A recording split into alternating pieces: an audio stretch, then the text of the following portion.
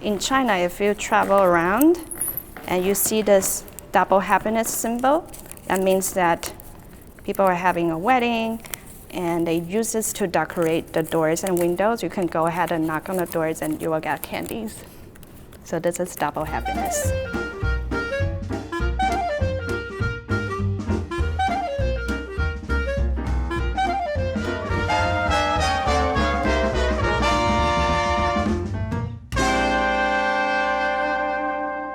My name is Ling Tang. I'm a teacher and artist. So I teach traditional cultural workshops for New York City schools and community centers. Chinese papercutting has a very long history for nearly 2,000 years, as early as in Han Dynasty when paper was first invented. In northern China, the old generation called papercutting as window flowers. That's the same, 窗花. It's the same as papercutting people refer to in southern China. Because in northern China, the older generations, they really use 窗花, the window decorations. And for celebrations, a lot of those poor villagers, they couldn't afford buying real flowers, but it's just so amazing to see that they were being inspired and to figure out a way to decorate their own house. So usually they have different designs and they have different significance for the symbols. And for example, this one is a rounded shape. Usually for Lunar New Year celebrations, people would cut paper and to put them on the windows. And you can see that when the lights go through, and it's a really nice decoration. And people use the color red because it's the lucky color for Chinese culture. So usually for Lunar New Year celebrations, you see paper cutting.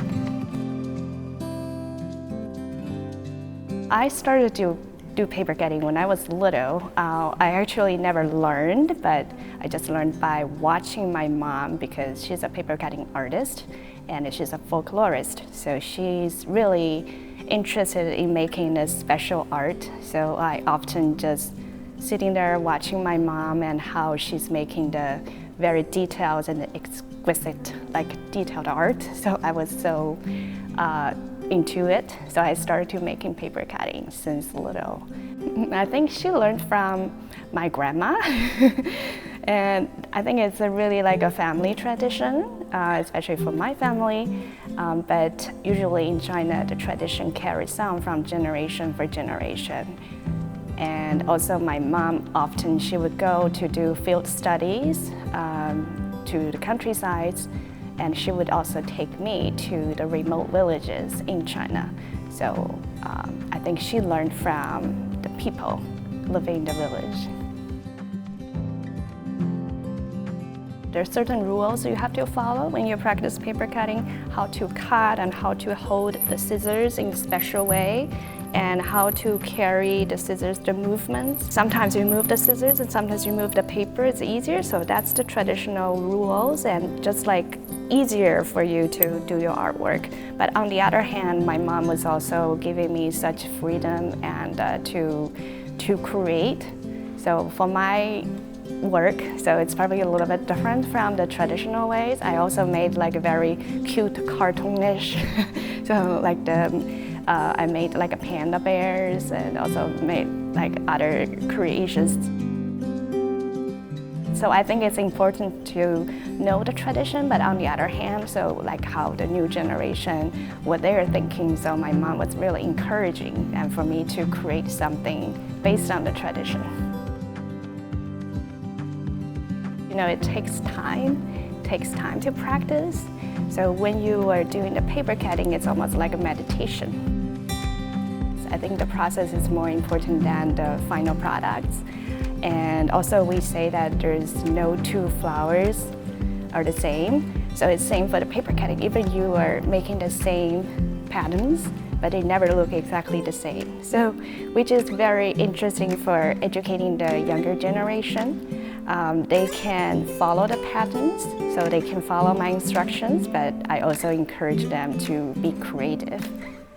So these are the traditional character for Chinese spring character. And traditionally, you don't see paper cutting as 3D, three-dimensional, but I think So I think that's very creative. So you can combine origami as well as the paper cutting. So now this can stand up. And also for the newer generation, they think that, oh, it's fun to learn the Chinese character when you are practicing traditional paper cutting. And students have also been creative. They can use the English, they can use other than Chinese characters.